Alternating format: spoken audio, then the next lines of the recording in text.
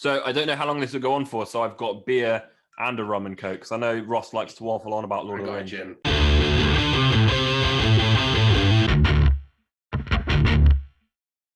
So we're going to talk about Lord of the Rings because the Fellowship of the Ring came out 20 years ago this month. And the goods, the bads, how it's changed everything. I know Ross doesn't think there are any bads to it, but Sorry, you said the bads, the goods, the incredible, the brilliant Fellowship of the Ring. There are things that aren't perfect about this film.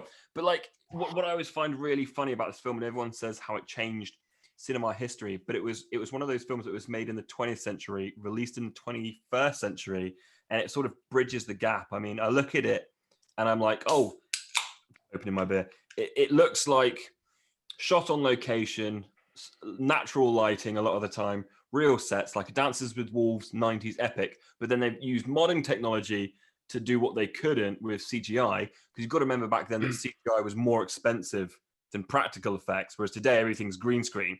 And everyone said, oh, Lord of the Rings paved the way for new films. I'm kind of like, I think it was the last of its kind. What do you reckon? Yes. Mm-hmm. Yes. Next question. No, what I 100% agree, because I think you can even see the progress. It's not even a Fellowship thing. I know we're just talking about Fellowship today, but you can even see how with the Two Towers and Return of the King, CGI becomes more abundant, sets become more abundant, green screen becomes more abundant. Whereas with Fellowship, it feels much more of a filmed on location. Mm-hmm. It has that real aesthetic to it, I suppose. Oh, all the way through, it's all about location. New Zealand, the Fellowship. It's but more so than the others. And I think, I just think James is right in the fact that Fellowship came out in 2001, and you've got the next year was Attack of the Clone Wars film, the Star Wars Attack of the Clones. Yeah. Which entirely green screen, right? Well, 90% green screen. So I think you know, in terms of what the shift that the film industry was going in through at the time, I think Lord of the Rings was that real last epic shot on location.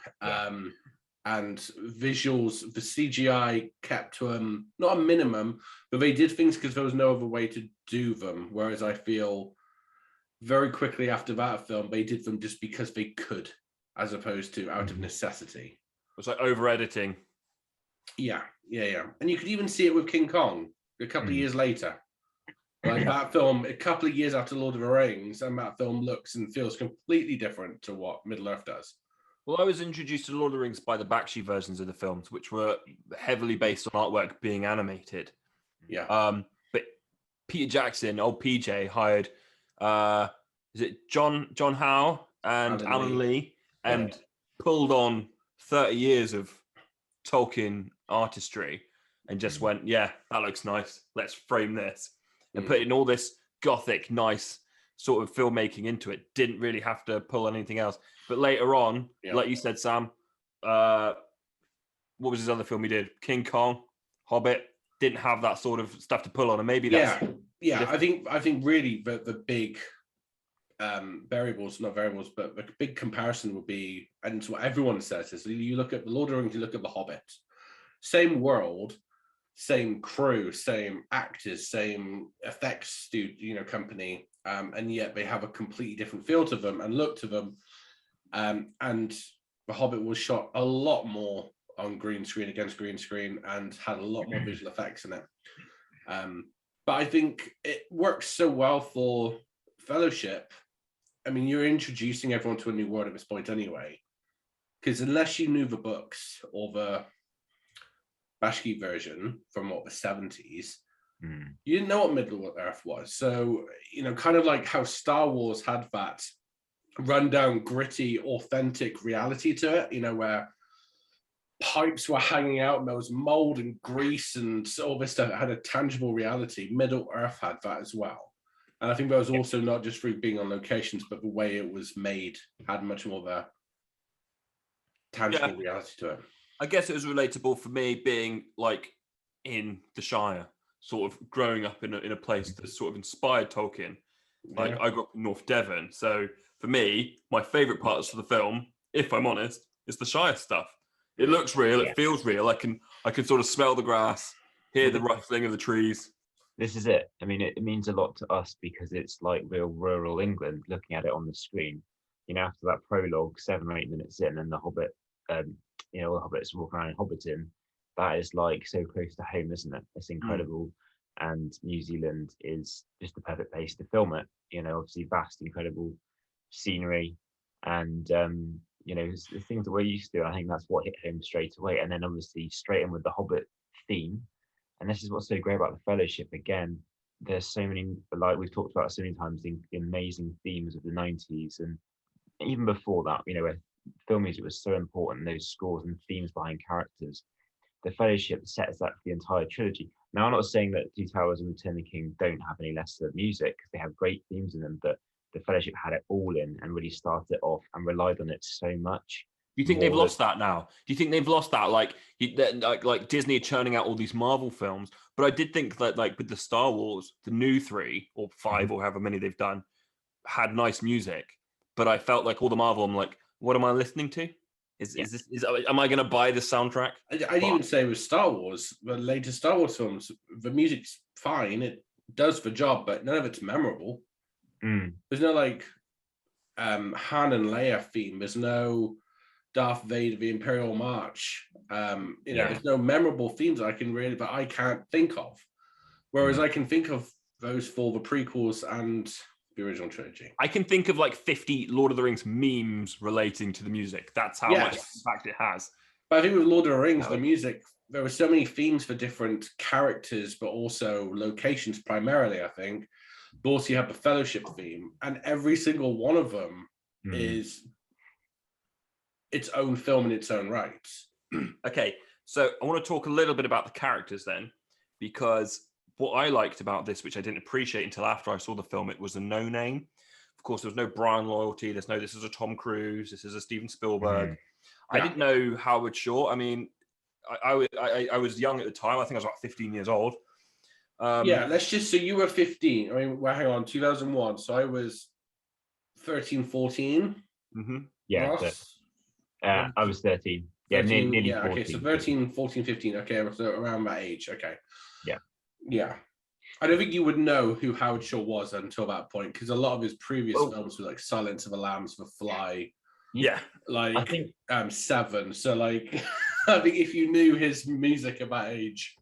If you want to go into to how we all felt, let's talk about that entire year before we get to the Fellowship. The entire year was littered with huge films. 2001 was an incredible year for film. We'd had Jurassic Park 3. Obviously, been waiting for that for years. Alan, with a little raptor dream. Alan, Jesus. Mummy Returns was a fun pop flick, but it wasn't. I wouldn't say it was a great film. It wasn't like it wasn't. Remember 2001. The Mummy was huge. So obviously the sequel coming out was a big deal, I guess. And there was a lot of films that year. Harry Potter obviously was in November. So many shit films leading. So come on, Lord of the Rings, save us. I mean, mediocre blockbusters like Jurassic Park 3, The Mummy Returns. Yeah. I didn't even finish Jurassic Park 3. It's like an hour and 17 minutes long. It's barely a film. I'm just going to say, when I came out of the cinema, when I first saw it in North Devon, I came out of it disappointed. And I wasn't disappointed that I didn't like it or anything about it. I was just like, I had the same feeling 2 months ago when I saw June in the cinema. I walked out and I went, and my wife goes, "Did you not like it?" And I went, "Yeah." She said, "What's wrong?" I was like, I want the rest. Like, and I know it's coming. When I first saw The Lord of the Rings, now I watch it, I'm like, well, I'll watch the next one in a minute or tomorrow or next week. Sure. But and June was the first time I felt that way since Lord of the Rings. I left cinema just like, I want more. That was great. And it was such an immersive world that we were saying earlier when the director's cut came out, or the extended cut, whatever they call it, I haven't gone back to the other one because I don't care what it is, even if it's just talking or walking or a lovely aerial shot of the great location. As long as I feel like I'm in that world that little bit longer, I'm immersed entirely all the way through. I'm not immersed when I'm watching most films, if I'm honest. But this I am, and it was great. And I watched it in the cinema in North Devon, and I watched all 3 of them there. And yeah, great memories. The other thing which I want to touch on, what you said earlier, Jim, about referencing June and how you're kind of disappointed at the end because you want more, that the story's not, you loved it so much that you want to see it completed and you want to see the rest of it. Absolutely. I never got that with Lord of the Rings. And it's funny, I've been really thinking about it, and I've talked to a few people recently since June, because June, I've said before, is a great film. I really, really like it, but it just doesn't quite hit the same way that, say, Lord of the Rings does. And I still stand by that what it is that Lord of the Rings ends on a big action climax and on an emotional climax. So even though the story's not finished, it still kind of feels like it's had this climactic ending of resolution to a degree. Whereas with Dune, it doesn't on either one of them. No. You know, big action climax, but then you got another 20, 30 minutes. And spoilers, someone dies, but then it's another 20, 30 minutes until the end. And it just ends on them walking off. Whereas with Lord of the Rings, you've got a big battle at the end of, what was it, Aemon Hen, and the death of Boromir, the splitting of the Fellowship. Gandalf died like an hour beforehand. I was going to say that it's all well spread out. You got Weathertop, Moria, Aemon Hen, and they're all in good beats throughout the film, aren't they? Whereas June's action is that big bit. But you finished Fellowship having felt like there was this. You had a sense of climax. Well, maybe that's why I wanted more for June then. But this is what I feel like. Sure. I feel like June just kind of like simmers to an end, whereas Lord of the Rings kind of, and Two Towers is exactly the same. Helm's Deep, when you got the emotional Samwise speech and everything like that, and hurrah, and there's still more to go, but you feel as if, oh, okay, this is the end. Yeah, no, I agree. I think the Lord of the Rings as well. I think you're absolutely right. Want to touch on that real quick. Had the best death scene and the best dialogue. That I would have followed you, my brother, my captain, my king. And I was like, in the cinema, I was like, yeah, man, it's horrible. Brilliant acting. But of course, everyone in the UK knows who Sean Bean is because he's sharp. I'd say he would be the most recognizable actor then for us. Yeah, absolutely. Sean Bean. I guess in New Zealand, probably not so popular, and over in North America, Sharp. Yeah. I don't know if they ever got Sharp, but yeah, we all knew him as Sharp. Yeah. Of course, this northern bloke with all these West Country hobbits, just the blade that cut the ring, still sharp. Perfect. So you can go into it now. We can go into it later, but obviously the PJ moments you're talking about Legolas. My PJ. Yeah, sorry. My PJ moments. I didn't. No, it wasn't Legolas. No. On top of there's a sequence in the film. Can we guess? Can we guess the PJ moments? How many are there? There's 2 in this film. So I love it to death. In this film, I think there are 2 PJs. Wait, so these are the negatives? Yeah, that I would cut from this film entirely. Really? Yeah, one of them's a line, and one of them's a sequence. So one of them's a CGI Legolas on top of the troll, is it? Is that what you mean? No, that didn't bother me so much because he's meant to be light-footed. Like the bit when he's in the snow and he floats, him just being elegant didn't bother me too much because he takes one step on a chain and then he stands on its head and jumps off. I thought that was. I mean, I've seen acrobats in the Olympics that can do shit like that, so that didn't faze me too much. Okay, well that's good. They're both in theatrical. Yeah. Sorry, extended as well as theatrical. Yeah. Both, mate. One's a line I just detest, and one's an action sequence. An action sequence. Well, the 3 main ones, as I said, Weathertop, Aemon Hen, and Moria. Obviously, none of them. The Watcher. No, I like the Watcher. Okay. I like the way its little hands grab it through his pockets. Like he's talking about the Fellowship still. Yeah, the Watcher, the big octopus squid thing. Oh, the octopus, sorry. Yes, I got you. Yeah. Do not disturb the water. Big action sequence, or well, maybe not big action sequence. I'll give it. Do you want me to give you a clue of what part of the film it's in?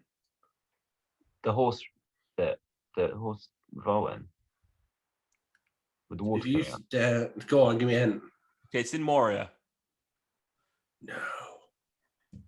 Oh, the Yes, you got it, Ross. It gets in my head every lean time. forward. Lean The forward. stairs. The It's lean the forward. stairs They're cutscene. standing on the bridge of Khazad-dûm. They're standing on the stairs and it breaks. And I love that sequence because it breaks. If they just ran and jumped, I would have gone, oh, great. They ran and But jumped. rather they He goes, like, oh, sway lean it. forwards because a 13-stone bloke and a 5-stone hobbit are going to move Yeah. a 1,000-ton chunk of rock. It does. It's like okay, physics doesn't change in fantasy. I know even the Balrog, they were like, we can't make it out of shadow and smoke. Let's give it skin. I know it's fantasy, but if the rules of physics don't work, then it makes no. I just thought that when he said lean forward, it wasn't meant to sway the rock, but it was so that they could be easily Jump off. grabbed by the others. Yeah, that's what I thought it was. No, I Because think if it goes forwards and they lean back, it makes when he things says lean easier. forward, it goes with them. So it's like, Yeah. Yeah, I no, I can- get it, but I don't know. I He think, has to be I think that's a severe nitpick. Wow. Okay, wait. Okay, the line. Give us a hint where the line is.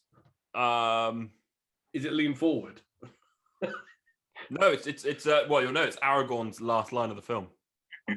Let's hunt some orcs. My favorite line. Because it was just you read the book and it's all old and they're all well spoken and he's like, let's hunt some orc. Like that's the kind of thing some like punk American would say. And at the time, it didn't fit with the rest of I it. love that line. It made me so excited for the Two Towers. I was If like, he said wow. if he said something, it's time to hunt some orcs because let's hunt some orcs. And everyone was saying like at the time, everyone was like, oh yeah, come get some. And it just didn't really fit with the movie. My nitpick. I was fine with it. But all right, I know that's fine. I mean, yeah. I get it, but I think that's what's those couple things. Yeah. Without, and then there's a big PJ in number 2. Dude, there's so many PJ. Well, like I always think PJ moments as, all right, yeah, because your toppling thing could count in it, like kind of over the top indulgences of just kind of unnecessary cool. Yeah, almost pop culture stuff to chuck in, or modern day stuff. So people are like, hey, and it's like, it doesn't quite fit Lord of the Rings. It would be just as good without it.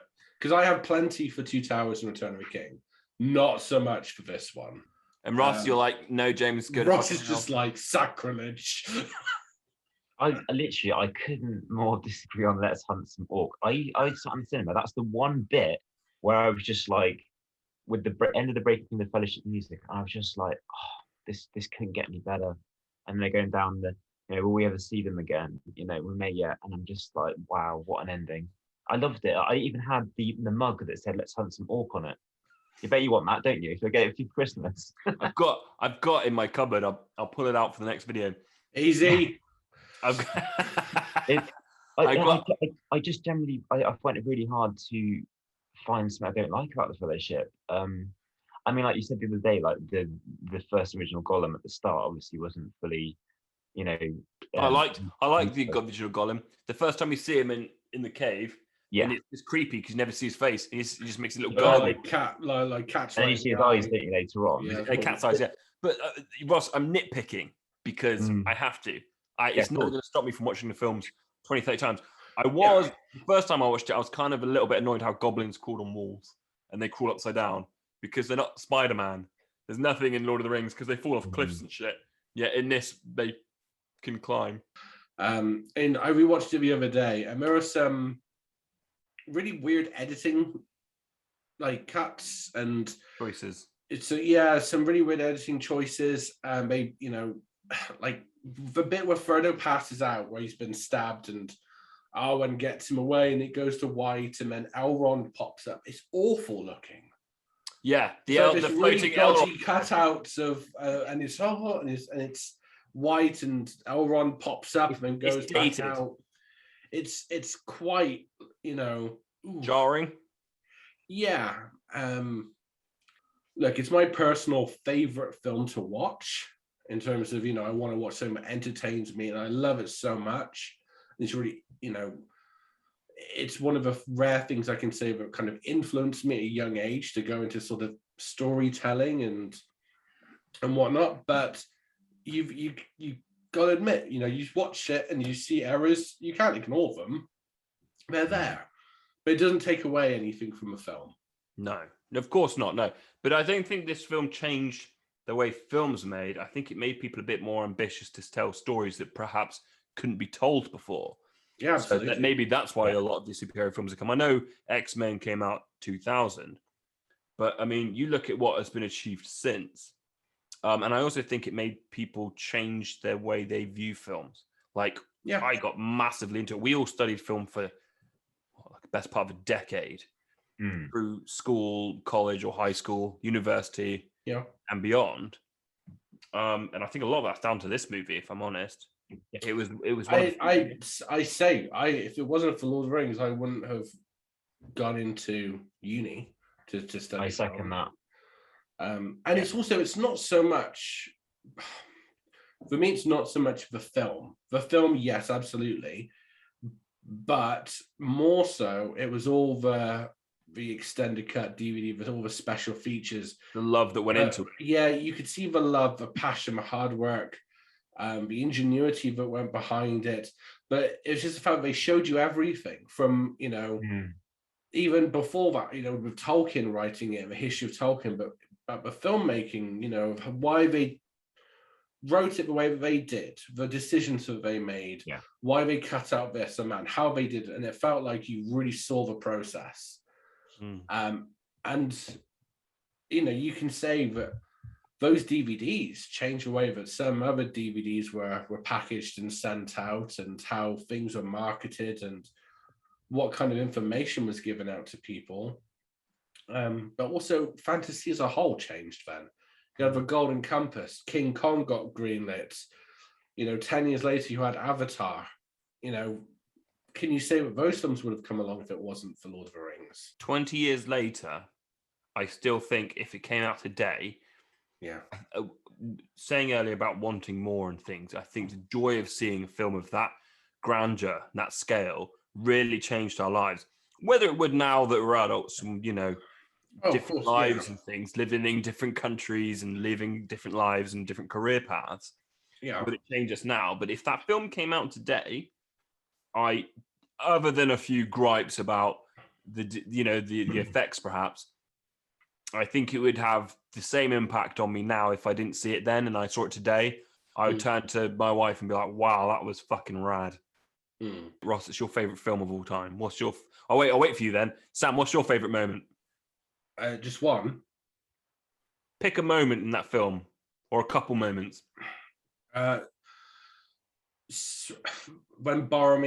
Frodo falls over and Boromir grabs the ring and gives it back to him, and that whole moment. Favorite line in that whole film? Why does so much suffer in doubt over such small a thing? And then my favorite line in the trilogy.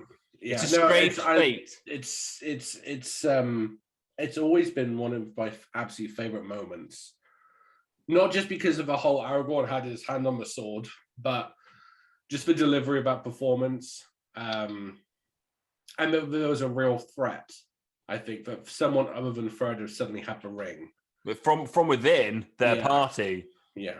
It was brilliant, but such good filmmaking. And I was trying to explain that to like people with me in the cinema, like, did you get why this is so important? And they're just like, we're watching the fucking film.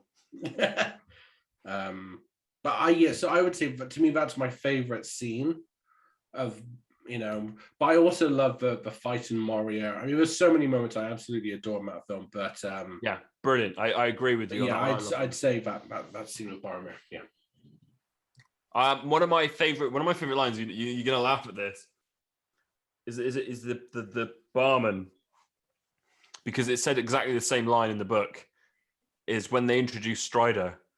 What his right name is, I've never heard, but around here he's known as Strider. And then you just see the puff, and I'm like, oh, that guy's cool. We don't even know who he is, but he's this ranger from the north, and he's cool. Yeah, but that was a good moment of mine. And then of course, Boromir's death. It was shot beautifully. The kiss on the forehead, the way that he's dying and he's miserable, but at the moment he gets his faith back, restored by Aragorn's words. I will not let our people fail, nor our people fail. Yeah, I will not let the White City fall. And I was just like, oh, in the cinema, some guy next to me was like, at the end, he was like, oh, that was a long death scene, wasn't it? I was like, I'm going to kick you down the stairs, punk. I didn't. I took the high road My mum would be proud. I didn't kick a man in the back down the staircase. Ross, your favorite film of all time. So I feel like your opinion matters quite significantly here. What is your favorite moment? Pick one of your favorite film. Well, the most impactful is so obvious in the film. You know, when you watch it, it's a really standout line, isn't it? It's in it twice, and at the end of the film, which obviously is just an incredible scene with Sam and Frodo and the boat. So much so that I got the toy. It's my favorite toy of the boat with Sam and Frodo that you can get with it, and it has a little water base as well. But yeah, all you have to do is decide what to do with the time that's given to you. That's what I'm trying to finish. Yeah. It's so obvious, but then I thought about that completely with my life about making the most of time that you have, and I've always thought that way and probably acted my whole life like that, probably since that moment and thought about it. So it is my favorite line. It is very obvious, but it's true. And I love that scene with Gandalf and Frodo, because think about it, it's like they've gone into Moria. It's all about to kick off, and it's like Peter Jackson completely slowed it down and had that real quiet, tense moment and a really important conversation where he's just evaluating everything, and then Gollum pops up and everything. It's such a great scene. I thought you were going to say, "Oi, I love you, Longshanks," or when Gimli runs off into the mine and Gandalf goes, "Gimli!" What? I think he said Gimli. Yeah. We need to wrap this up because I drank my beer and I'm out of rum. So I encourage anyone who's watching this to write their favorite moments beneath in the comments. And I hope you enjoyed the video. Leave a like and subscribe for more crazy shit like this. And thank you, Ross. I'm pointing there because on my screen you're there. Thank you, Sam. Because am I pointing the right way, Sam? I'm above and to your right. Yeah. Other way. That's my right. So okay. Yeah. So.